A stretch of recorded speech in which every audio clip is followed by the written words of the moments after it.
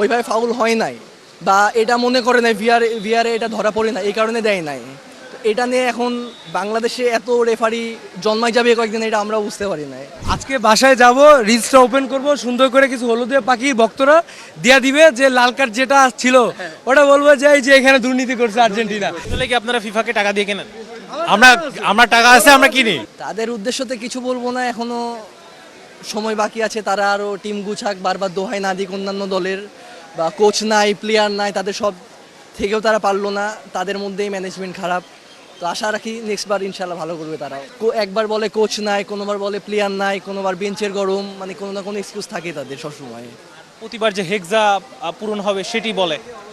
সেটা তাদেরকে আসলে একটা ডায়লগ টাইপের হয়ে যায়, মানে থাকে না কমন ডায়লগ, তো তাদের এটা হয়ে গেছে, তাদেরকে এটা বলতে হবে, মানে এটাই তাদের মার্কেটিং একটা, যেটা বলে তারা মার্কেটিংটা করবে। তারা তো মানে এইবার যেমন রিগড একটা নতুন ওয়ার্ড পাইছে, যেটা আগে তারা শোনে নাই, তো এই ওয়ার্ডটা তারা পাইছে যে ফিফা বয়, তো এসব বলে খেপায়, কিন্তু আমাদের কোনো এবার কোনো কেয়ার নাই, যেহেতু আমরা একবার ফিফা ওয়ার্ল্ড কাপ নেওয়া দেখে নিয়েছি, তো আমাদের আর কোনো আক্ষেপ নাই এখন। অবশ্যই পাই না, সেটা আগের ম্যাচ দেখলে বুঝাবে। যদি ফেভার পেতাম তাহলে 14 সালের যেটা ফাইনালে হারছিল ওইটাতেও ফেভার পাওয়ার কথা ছিল, কারণ মেসি ওইবারও খেলছে, বাট পাই নাই কোনো। এই কথাবার্তা যে আলোচনা আছে আপনাদের বিরুদ্ধে, এটা নিয়ে আসলে কি বলবেন?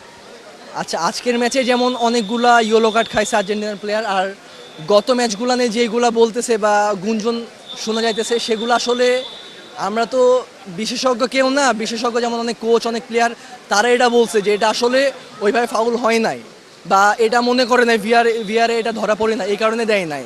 তো এটা নিয়ে এখন বাংলাদেশে এত রেফারি জন্মাই যাবে কয়েকদিন, এটা আমরা বুঝতে পারি নাই। অনুভূতিটা হচ্ছে 67 মিনিটে গোল খাওয়ার পরে খুবই ডাউন হয়ে গেছিলাম, তো সেখান থেকে আলভারেজের গোলের মাধ্যমে একদম মানে মনে হয়েছে যে চাঁদ পেয়ে গেছি, এরকম একটা সিচুয়েশন ক্রিয়েট হয়ে গেছিলো। জাস্ট মানে হাত পা ছড়ায়, সামনে কি ছিল না ছিল দেখি নাই, পড়ে গেছি, এরকম একটা সিচুয়েশন, মানে বলার মতো না, বলে বোঝানো যাবে না যে ফিলিংটা কি ছিল। আসলে ব্রাজিল ফ্যানরা বলতো যে মেসি ছাড়া নাকি আমরা গোল পাই না, তো এখন কথা হইলো আমাদেরও একটা টেনশন ছিল, একটা টেনশন কাজ করতো যে স্ট্রাইকাররা গোল পাচ্ছে না, তো রোমেরও গোল করতেছিল, আবার ডিফেন্ডার আসে গোল করতেছে। তো যাই হোক, আলভারেজ গোল পাইছে এবং লাউতারো মার্টিনেজ গোল পাইছে। আগে একটা হয়তো বা পেনাল্টিতে গোল পাইছিল লাউতারো মার্টিনেজ, তো আজকে আর একটা পাইলো।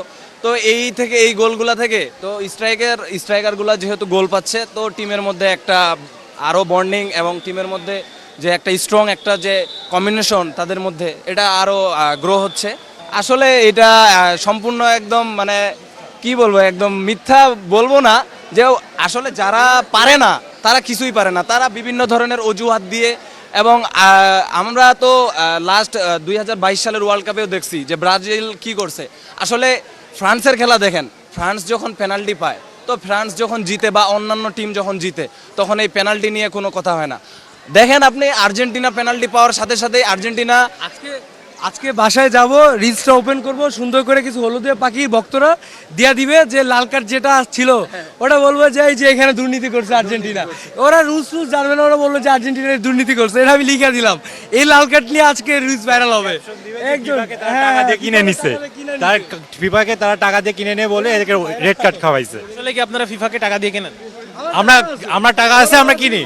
টাকা আছে, আমরা কিনে নিছি, আমরা রিচ, মানে ওদের যা বলতেছে আমাদের উপরে যে এলিগেন দিতেছে সেগুলোর উপর ভিত্তি করে আমরা রিচ।